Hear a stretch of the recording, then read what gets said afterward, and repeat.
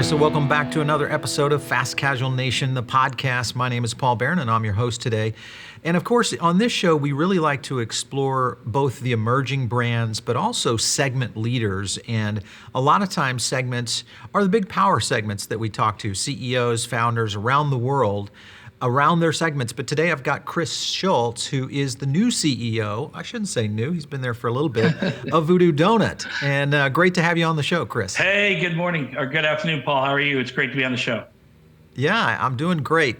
So, when I know Mod Pizza, and I know that's kind of your lineage and where you came from, and I've always been a fan of what Mod Pizza was able to do while you were there. And I definitely want to dig into that. But before we get started, I want to learn a little bit about you and kind of the connection with Voodoo Doughnut and kind of how you guys got connected up with the founders there, Kenneth and Tres. How did that come about? Yeah, well, I hear you say Kenneth. I kind of do a double check. We call him Cat Daddy. So Cat Daddy and right Trace are the two founders. So several years back now, as you spoke about, and thank you for the humble comments about Mod. I had been in Mod for about 8.5 years, had been with them from one store to about 325. And it was just time, right? Mod was continuing to grow. And, as you know, and as probably many of your podcast listeners know, there's folks that can take you from 1 to 300 or 1 to 100, and another group needs to take you to the next level. And I think Mod was at the point, and I was at the point where Mod was ready for a new set of leadership to take them to the next level. And having been there for a long time, it was just time. And thankfully for me, as I was kind of contemplating, I was at Mod and working on some of their international development. A gentleman, a friend of mine, came across and said, "Hey, Voodoo Doughnut had recently taken on some private equity money, and they were looking for a CEO to potentially grow the brand." And this was 2 years ago. And kind of my initial comment was, wow, Voodoo. I knew Voodoo, obviously, being in the industry for 40 years. Sure. But besides standing in line for an hour one time when I was in Portland, I didn't know much about the brand. And so did a bunch of research, came down to Portland, spent a little time with Cat Daddy and Trace and the team here, and really was enlightened of, wow, what a great brand, a cult following, right? And what could that become, and could we grow that? Having the last 25 years of my life, I'd spent 12 years at Starbucks and then 8.5 years at Mod, really two very strong cult brands. What would it feel like to jump into a brand that had been in existence 15 years, had a strong cult following, but wanted to grow? And that's just a whole different world. And thankfully, working with the founders and the private equity group, which is Fundamental Capital out of San Francisco, they welcomed me aboard. And so next thing you know, I landed in Portland, and here I was in the middle of this crazy Voodoo Doughnut. It's been quite a ride for the last 2 years. It is a brand that, when I first discovered Voodoo is probably a decade, 12 years ago. We were in Portland doing some production work out there, and got a chance I had heard about the shop, and at the time it was their only location, and was very impressed with kind of what they were trying to do in the donut space. And I always wondered whether or not a category like dessert or, kind of those decadent occasions could ever become a major player in the fast casual space or, in the limited service space. And it seems as though we've seen a few players that, they've obviously taken some stabs at it. Even if you look at the froyo category, or companies like Sprinkles, things of that nature, who have really got in on the desserts and sweets side of it. As a CEO that's coming over from, you're coming over from Starbucks, which is kind of in that vein, but obviously Mod is a different animal. It's a much more complex system of distribution, and obviously the menu items and things of that nature, I would think. Was that something that was a big jump for you, or was this kind of just a perfect nest of how they were trying to kind of expand the brand? Yeah, I think that's a great question. The reality for us is we're open, almost all of our stores are open 24/7. So you build that complexity into it as well, right? We have a third day part that I've never worked in before. I've never even experienced before. But at the end of the day, Voodoo Doughnut looks a lot like Mod Pizza or Starbucks in that, we have day parts. Interesting enough, our strongest day part is from 10 a.m. to 6 p.m. That's when we sell the majority of our donuts. Interesting. So we're really not the traditional, if you will, donut shop that gets, the majority of the business early in the morning. right? Yeah. Our Yeah. donuts really did itself to a special treat, a midday treat. And so for me, the first year was really figure out what does the business look like. But I'll tell you today, it really feels a lot the same. We're just selling Interesting. donuts. Yeah, absolutely. Well, they've been on our top three several years running as we look at kind of the sentiment data from the industry, and donut category is always one that we're highly interested in, just because of what we've been seeing is a lot of creativity in the space. So it appears that Voodoo took kind of the strategy that Shake Shack took in their early years, meaning they went after these icon real estate locations, very almost tourism driven, obviously with your stores in Orlando, what you guys are doing there. And then is that something that was a strategy that you guys have kind of put together for a long-term growth, is to kind of go after these very unique and high profile locations? Yeah, I think that's part of the mix that we're looking at. Our strategy is not to be on every street corner, right? That's not our goal. Our intention is not to be on every street corner. It's kind of exclusivity, as we call it, branding, right? Yeah. In real Right. estate. We want to be exclusive. You're going to have to search us out to find us. In most of our stores, there's a fairly long queue. So what Yep. makes it worth the wait, right? It's about the experience. And so we can't be in every street corner. We realize as a brand that just doesn't work for us, right? And you're absolutely right. In the original sense, part of going to Universal Studios, we're on their city walks in both Orlando and LA. Very exclusive. Yep. Not a lot of people can go there. So we're in that high density, whether you call it tourism or bar or restaurants. We do, since we're open 24 hours, we have a late night business that occurs after 2 a.m. when folks are out, have enjoyed themselves a little bit. And so we've really found that to be a niche for us. But now we're starting to explore ourselves, and we'll talk a little bit about Houston and our entry into the Houston market. But for us, we continue to look at those areas where we can maintain being exclusive, having one or two stores in the market, and that's about it. Even here in our hometown in Portland, we have 2 stores, and they're 3 miles away from each other, but there's a line out the door almost 24/7. Yeah, I'm kind of curious because this represents kind of a new set of challenges to brands that are doing what you guys are doing, and the executives and teams that are building them.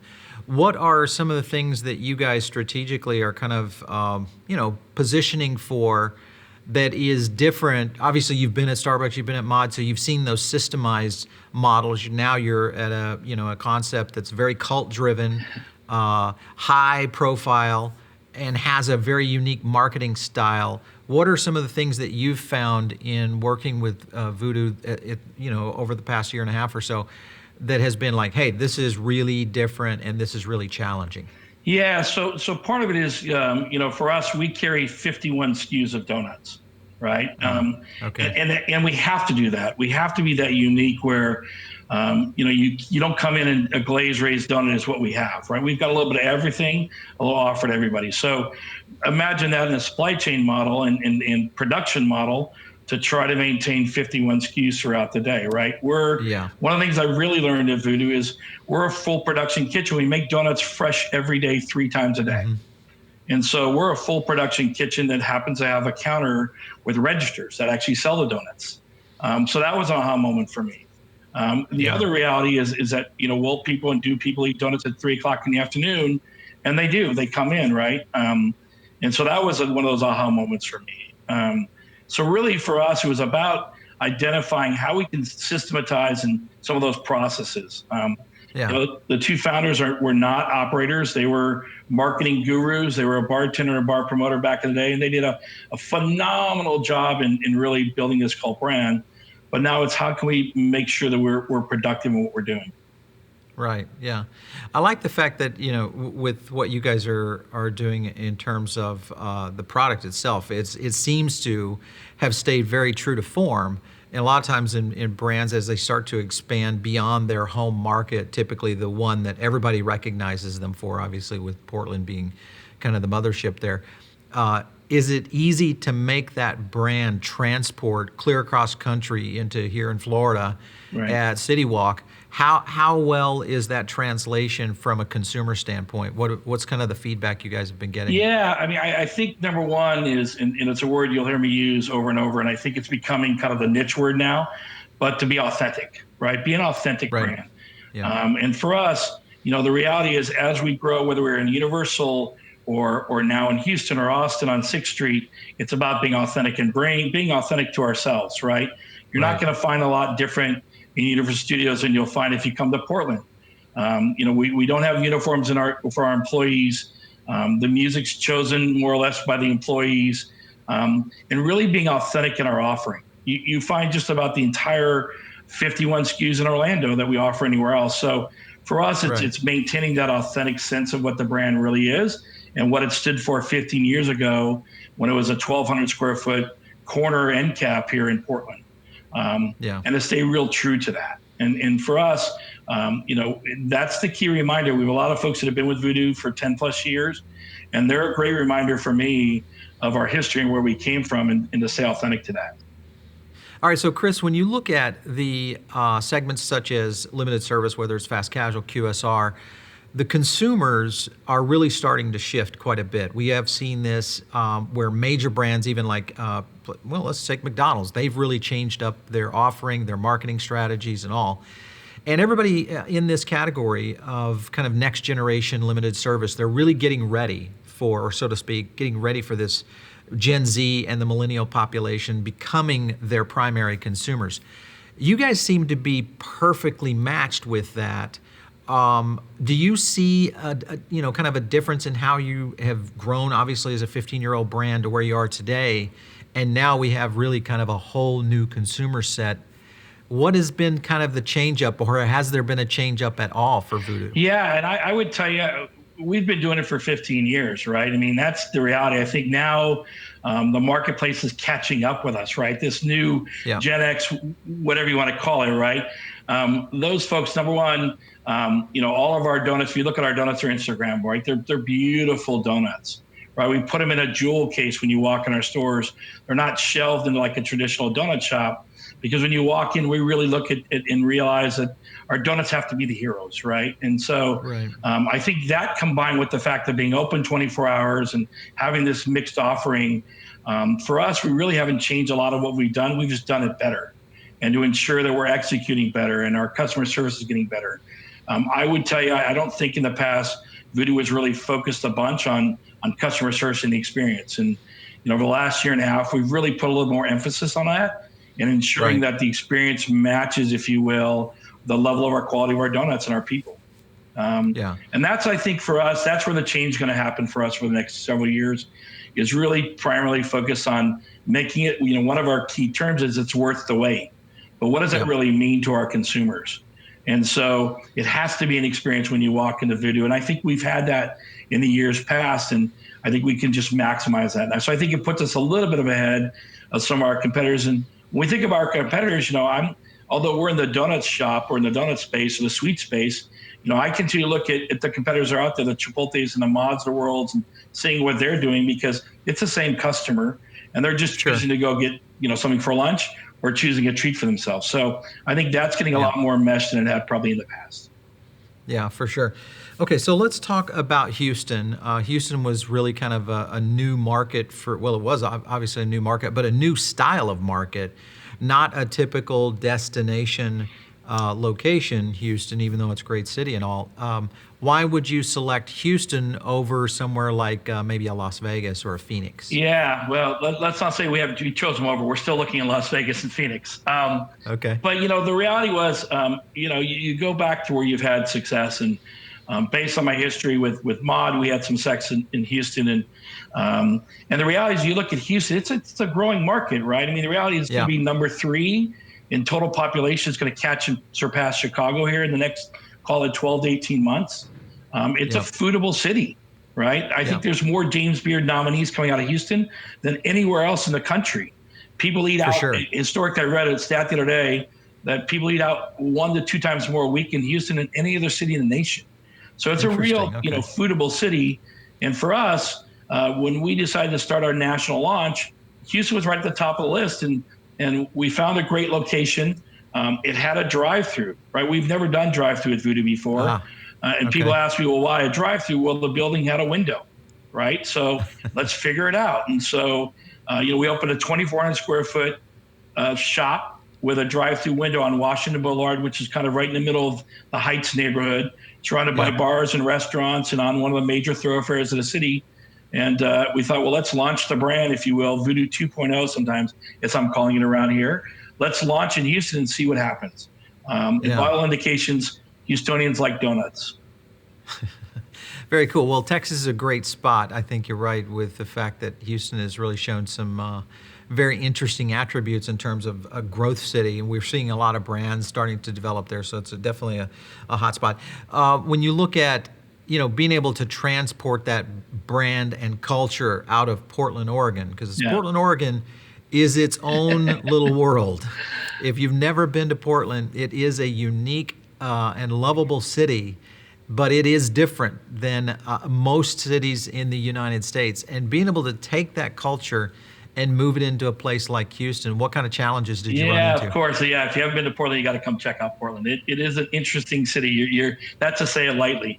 But the reality is, like many other brands I've worked with in the past in their growth mode, we don't have to translate the entire cult following or the brand and make it Portland and Houston, right? Voodoo will come alive in Houston, and it'll feel like Voodoo Houston, and doesn't have to feel like Voodoo Portland. We Right. brought our donuts, we brought a few people, but the workforce, the folks who are hiring there, we hire between 75 and 80 folks, believe it or not, to operate our shops, given our 24-hour operation. We had over 500 applications to come work at Voodoo, and as you know, the world's getting smaller and smaller, right? With the internet, folks know the brand before you even arrive. They'd been to Right, sure. Austin. We're on 6th Street in Austin. They'd been to Orlando.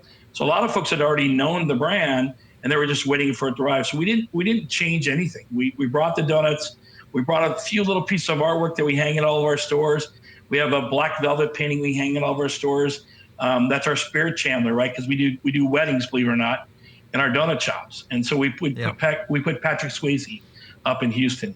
But outside of that, the reality was we want Voodoo Houston to feel like Voodoo Houston, just with a little bit of Portland mixed in. Yeah, I like it. Well, and a lot of brands have kind of gone that direction of, kind of customized to the local markets, and it's fairly successful. I guess the culture shift that you have in a brand that's so tied into Portland. So what are some of let's kind of end up on the topic of culture building, because this is something that a lot of restaurant brands are really trying to excel at, and some of them, I would say for the most part, are not doing a great job. What is it about you and your team that you guys are doing that have been able to really build kind of this very unique culture at Voodoo? Yeah, and that's a great. Thank you for the time to share that. I think it's walking the talk, right? Everyone can talk about the culture and the importance of their people, but you truly have to stand behind it and be authentic and be transparent in what you do. We offer higher than minimum wages to start. We offer benefits, affordable benefits to our teams. We offer pet care coverage, because our team asks for that. We let people be themselves in our stores, right? So you won't see name tags. You'll let folks come in and be as unique as our donuts. And that was important for me and important for the founders and important for our brand to grow, which is to let individuals be individuals, whether they're working for us or our customers. And so for us, I think part of the cult brand we've built is that we paint outside the lines, right? We're unapologetically ourselves. We don't apologize for anything. And so for our teams, it was very important to do the exact same thing. And by all indication, Houston, by the folks that applied and stayed with us, it seems to work. And again, I think there's so much talk right now about the quality of individuals, but we are facing the minimum wage impact, and we're all facing it. So what separates you? Right? What's going to keep those great folks working for you? And I think it's being authentic, being transparent, and the reality is treating those folks like they want to be treated. Right? Yeah, everyone's part of the team, and if I'm successful, everyone's successful. If I fail, everyone fails. We're all in together. Yeah. So, Chris, wrap up here. One last question for you, and that is, you are really somewhat of a fast casual veteran. You've worked at one of the biggest players that has kind of spotted the land here with Starbucks, one of the fastest growing with Mod, and now you're at one of the most unique brands there at Voodoo. What are your thoughts on where the sector is going in the next 5 years? Where do you see kind of fast casual shaking out in the next few? Yeah, listen, and thank you for the very kind words. Yeah, I've been blessed. I've been blessed by working at those brands. Listen, I think things will continue to shake out. I think I'll go back to that keyword, which is authentic. I think we're seeing brands that aren't authentic or trying to position themselves in a way that the consumers see right through. Right, we're in it for a dollar, we're in it to just grow. Those type of brands seem to be shaking out a little bit now. Yeah. I think what we're going to see is those brands that are very authentic, stay true to their core, don't try to be everything for everybody, right? Because the reality is, unfortunately, your consumers see right through it. And the reality is keep that core, if you will, the core of what grew you, continue to grow that way. I mean, where I think brands make mistakes is as they grow, they get away from that core and they get away from being authentic. And then the consumers walk in and go, well, that's not what I experienced when I went to the original Five or somewhere else. And, don't grow for the sake of growing. Grow because it's the right thing to do for your people. Sure. And it's the right thing to do for the brand. Yeah, I often wonder. I mean, we've seen a rapid expansion over the past 5 years of growth of fast casual and limited service concepts. Now we're at over 850 concepts out there that are, a few units and up. And of course, there are those out there that have kind of that very unique, authentic approach. And then there's a ton of them that are really just carbon copy, next generation X, Y, and Z. And I'm just curious how long they're going to last. Do you see a lot of acquisitions coming down the pipeline, much like what Yum did with Habit? Yeah, I do. I think the reality is as brands grow, they start to look at how do they leverage their infrastructure, right? And they've got a great infrastructure, and how can we continue to grow and grow brands that are, again, some legacy brands that are out there that were great back in the day, and they've got a tremendous infrastructure and they've got to grow. And they're looking for growth potential, growth brands, if you will, that they can leverage that infrastructure to help those brands grow. So I think you're going to see a little bit more of that shaking out as we grow, if you will, as an industry. But, I'm always excited when I go to a new fast casual, someone that's doing something different, somebody that's really trying to push the envelope. You saw Kava purchase Zoe several years back, right? Mm-hmm. What an interesting dynamic. But I think there, Brett does a great job there in kind of leveraging the brand and making sure he's offering it to us consumers in the right way. And so for sure, I do see a little shaking out of it. Listen, like always, I think we talked several years back about Mod. I don't think there's going to be a winner and a loser. I think there's space for all of us. But it's the reality of the sense of ensuring where your path goes and not just opening stores for the sake of opening stores. Yeah, absolutely.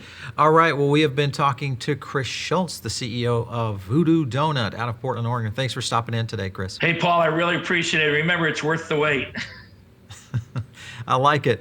All right. So for all of you listening in, whether you're over on iTunes or Spotify, make sure and drop us a note and a review. We love that. We love the feedback. If you want to talk to us directly, you can send us an email just to producer@foodabletv.com, or you can hit me up over on Twitter. Just at Paul Barron. And of course, if you have a great idea, make sure and send it over to us. That's where we get a lot of our inspiration from our listeners and our viewers right here. Thanks a lot for stopping in on another episode of Fast Casual Nation. We'll get you next time.